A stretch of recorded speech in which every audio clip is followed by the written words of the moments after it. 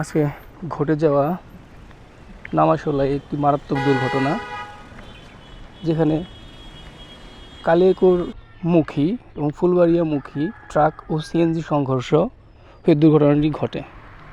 দুর্ঘটনার কবলে পড়ে স্পটেই মারা যান 3 জন যাত্রী এবং একজন গুরুতরভাবে আঘাত পেয়ে হাসপাতালে চিকিৎসাধীন অবস্থায় রয়েছে। চালক ভাইদের প্রতি আমার একটি অনুরোধ থাকবে যে ভাই, আপনারা একটু দায়িত্বশীলতার সাথে গাড়ি চালাবেন। আপনারা শুধু 2 মিনিট আগে যে সিরিয়াল দেওয়ার জন্য যে তাড়াহুড়ো করেন, সেই তাড়াহুড়ার জন্যই কিন্তু এই দুর্ঘটনাগুলো ঘটে এবং শত শত মানুষের প্রাণ চলে যায়।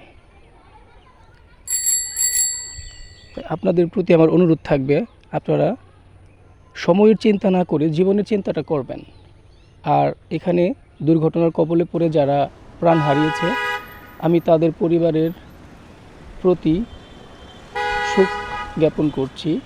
সৃষ্টিকর্তা যেন তাদের এই শোক সইবার ক্ষমতা দান করেন।